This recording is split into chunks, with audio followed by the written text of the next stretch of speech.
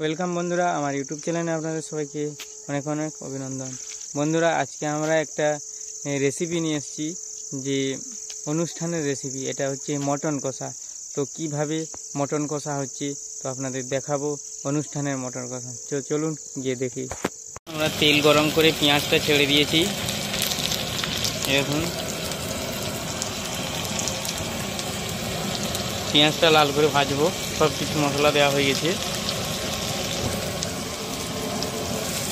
পেঁয়াজটা লাল করে ভাজা হলে তারপরে আদা রসুন পেস্ট সব কিছু এক এক মশলা দেবো আর কি। আপনারা দেখতে থাকুন।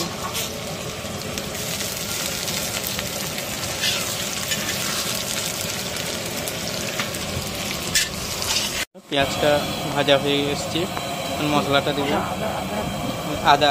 আদা পেস্ট আমরা দিলাম।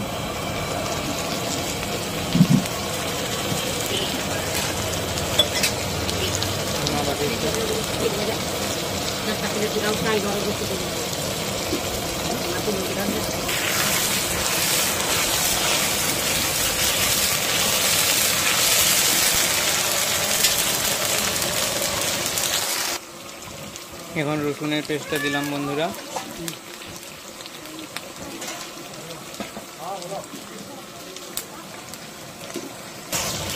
একটু নাড়াচাড়া করে নেব যাতে গন্ধটা না আসে।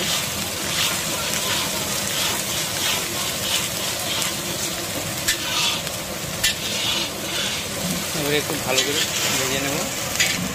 মশলাটা ভাজতে ভাজতে আমরা যে গুঁড়া মশলা, সেই গুঁড়া মশলাটা তৈরি করে নেব। এরকম এইখানে জল নিয়েছি, জলে জিরা গুঁড়া দিয়ে দিয়েছি,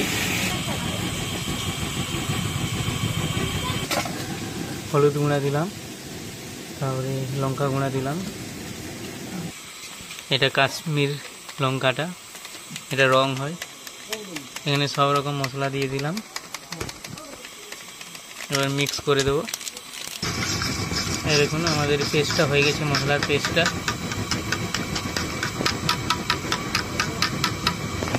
এদিকে মশলাটাও কষা হয়ে গেছে ভালো।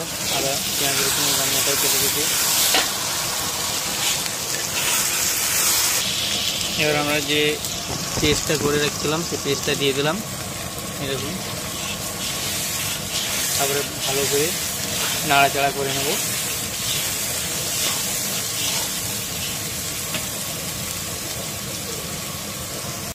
এই দেখুন মশলাটা কষা হয়ে আসলো। আমরা মাংসটা ছাড়বো, এই খাসির মাংস। হ্যাঁ, এখন মাংসগুলো ঢালা হচ্ছে। না ছিটকিবে নি, ধীরে ধীরে।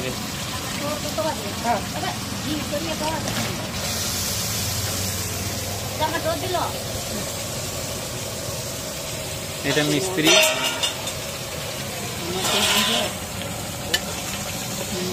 জামাই মিস্ত্রি। এটা খুব সুন্দর রান্না করে।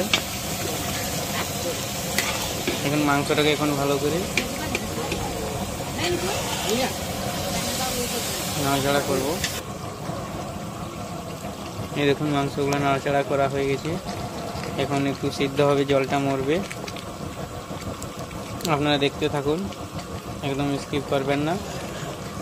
দেখুন বন্ধুরা কি সুন্দর কষা হয়ে গেছে। আর একটু হবে, আমাদের খাসির মাংস তো একটু বেশি করে সিদ্ধ করতে হয়, তাই আর একটু নরম করব। তো আপনারা দেখতে থাকুন কি সুন্দর হচ্ছে। দেখুন বন্ধুরা আমাদের খাসির মাংস হয়ে গেছে। এই যে ধনে পাতা দিয়ে দিলাম। এখন নামিয়ে নেব আমরা। বন্ধুরা মাংসটা আমরা নামিয়ে নিয়েছি। দেখুন কীরকম হয়েছে, কি সুন্দর কালার হয়েছে।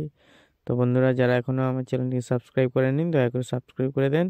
পাশে থাকা বেল আইকনটা বাজিয়ে দেন সবার আগে নোটিফিকেশনটা পাওয়ার জন্য। আর বন্ধুরা নিশ্চয়ই কমেন্টে জানাবেন যে খাসির মাংসটা কীরকম হলো। Bye bye.